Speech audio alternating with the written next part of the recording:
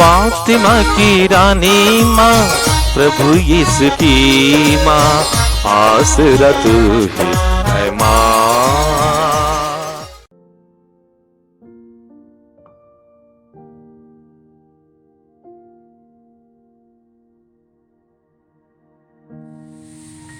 पहला पाठ इब्रानियों के नाम संत पौलुस का पत्र, अध्याय 4, पद संख्याएं 12 से 16 तक।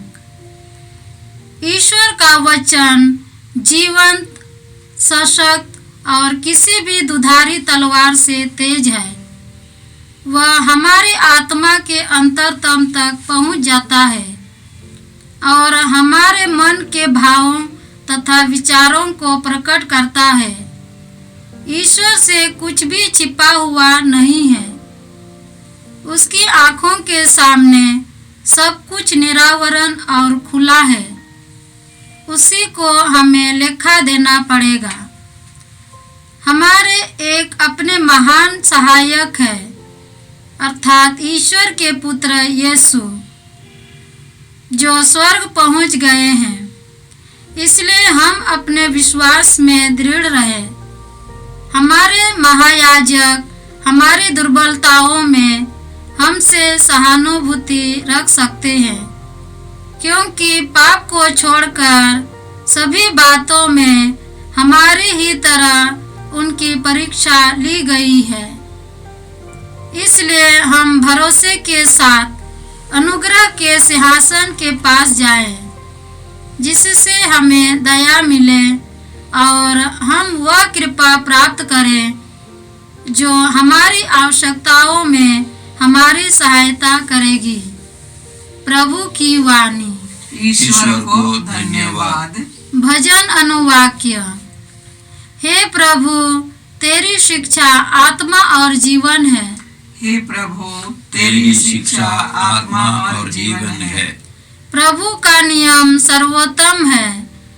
वह आत्मा में नव जीवन का संचार करता है।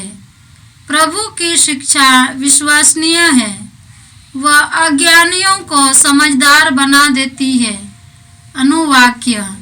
हे प्रभु, तेरी शिक्षा आत्मा और जीवन है। हे प्रभु, तेरी शिक्षा आत्मा और जीवन है। प्रभु के उपदेश सीधे साधे हैं। वे हृदय को आनंदित कर देते हैं।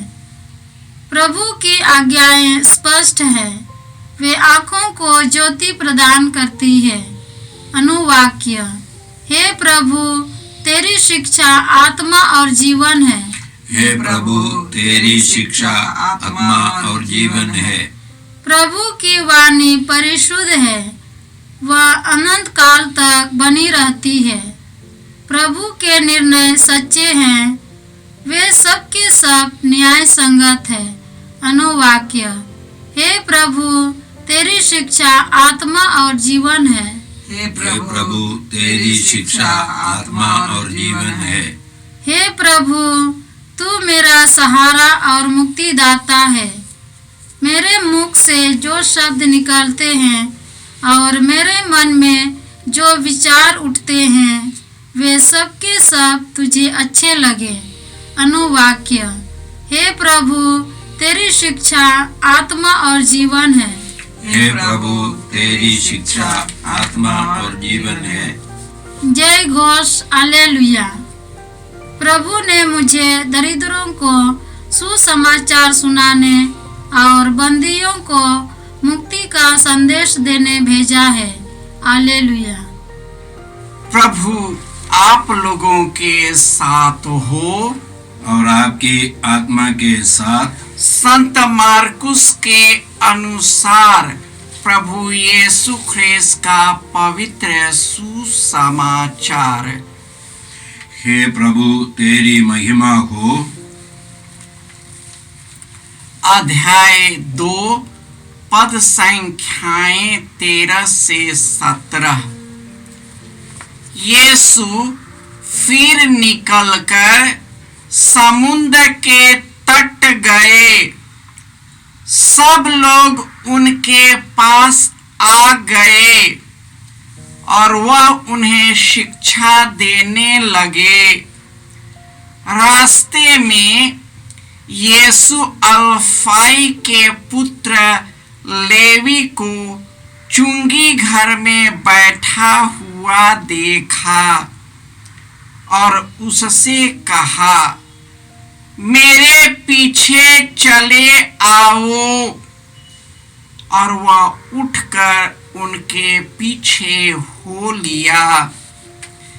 किसी दिन यीशु अपने शिष्यों के साथ लेवी के घर में भोजन पर बैठे।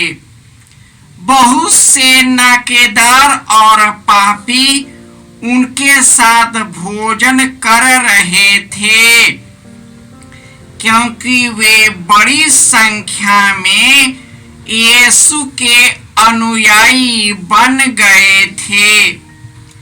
जब फरीसी दल के शास्त्रियों ने देखा कि यीशु पापियों और नाकेदारों के साथ भोजन कर रहे हैं, तो उन्होंने अपने शिष्यों से कहा, वह क्यों नाकेदारों और पापियों के साथ भोजन करते हैं? यीशु ने यह सुनकर उससे कहा, निरोगों को नहीं, रोगियों को वैद्य की जरूरत होती है। मैं धर्मियों को नहीं, पापियों को बुलाने आया हूँ। यह प्रभु का सुसमाचार है। हे क्रिस्त, तेरी स्तुति हो।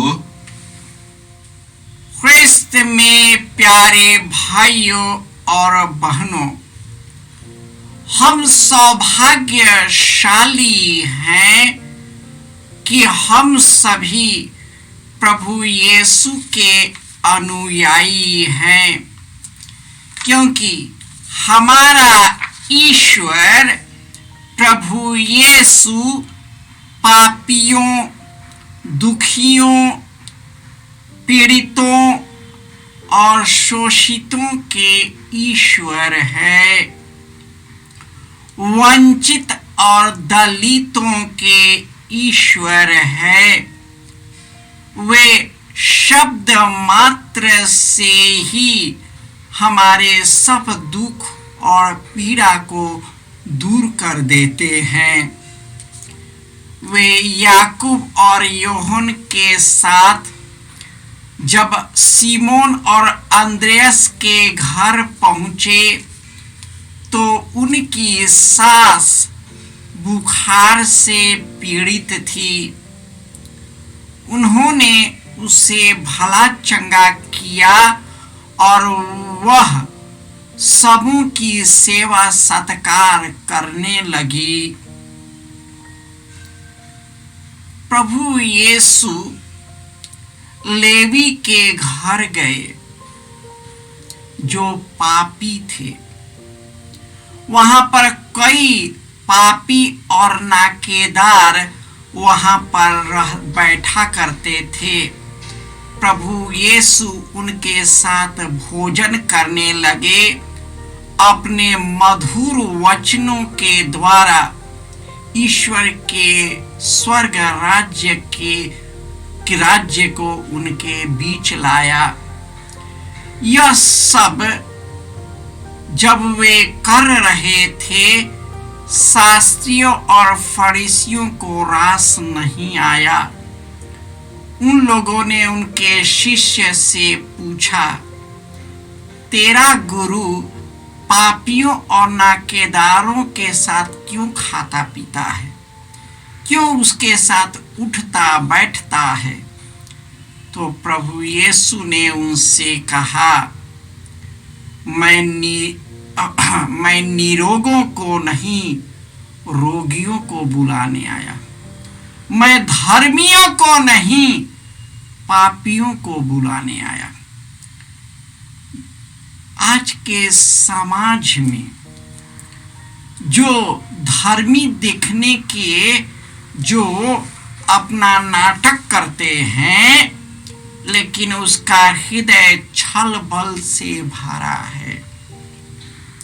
लोगों के सामने सज्जन दिखने के नाटक करते हैं, और प्रभु यीशु जो आत्मा हमें दिया है उसके द्वारा हमारे अंतरतम की थाह लेता है, क्योंकि उसका वचन सशक्त और दुधारी तलवार से भी तेज है, जो हमारे अंतरतम में प्रवेश कर हमारे भावों और विचारों को प्रकट करता है।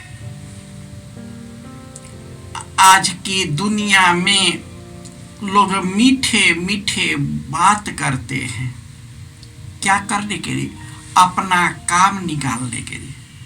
जब उनकी काम निकालना होता है तो वह आपके पैर छूने को भी तैयार हो जाए, लेकिन उसका हृदय कई प्रकार के छल से भरा है। जब उनका काम निकल जाता है, अपना स्वभाव दिखाता है। हमारे देश में क्या है? राजनेता कई तरह के वादे करते हैं, हमारी जनता उनके वादों में बह जाती है और अपना तमाशा तब दिखाते हैं जब वे सत्ता पर आते हैं। न लोगों का दुख समझ पाते हैं, न परेशानी समझ पाते हैं, केवल अपने बड़कपन, अपनी सत्ता और अधिकार और संपदा पर अपना कायम करते हैं। आज हमारे देश के किसानों की परिस्थिति ऐसा ही है, हमारी परिस्थिति वैसा है। हम स्वतंत्र नहीं है, हम स्वतंत्र देश में ही परतंत्र होते हैं। ऊपर से फीट फाट और नीचे से मोकामा घाट। हम लोग ऊपर से शान दिखाते हैं, लेकिन अंदर से खोखला है। अतः हमें प्रभु यीशु के वचन को आत्मसात करना है। उनका वचन जो है दुधारी तेज से भी तेज है। वो जो तलवार जो है हमारे शरीर को काटता है, लेकिन ईश्वर का वचन जो है हमारे मरने के बाद हमारे भावों को प्रकट कर देता है, सब चीज सच्चाई को निकाल देता है। आप कितना भी अपने गलतियों को छिपा देंगे, लेकिन एक दिन वह प्रस्फुटित होगा, क्योंकि आप कहाँ जाओगे, कहाँ तक छिपाओगे? यहाँ तक धन की शक्ति के बल पर तुम कोर्ट और कचहरी में जीत जाओगे, परंतु जो कुकर्म तूने कर लिया, हमने कर लिया, उससे हम मिट नहीं सकेंगे। अच्छा यही है कि अगर हमने गलती किया है तो ईश्वर के पास लौट आए, ईश्वर को समर्पित करें। ईश्वर हमारे सब दुखों और गुनाहों को माफ करेगा, हमें क्षमा करेगा, हमारे अंदर की बुराई को मिटा देगा, उसे कभी याद नहीं करेगा। यही कारण है कि प्रभु यीशु आए। प्रभु यीशु हमारे लिए आए। हम पापी हैं, हम गिरे हुए हैं, इसलिए यीशु हमें उठाने आए, हमको पाप से मुक्त करने आए, ताकि हम स्वतंत्र जीवन जी सके।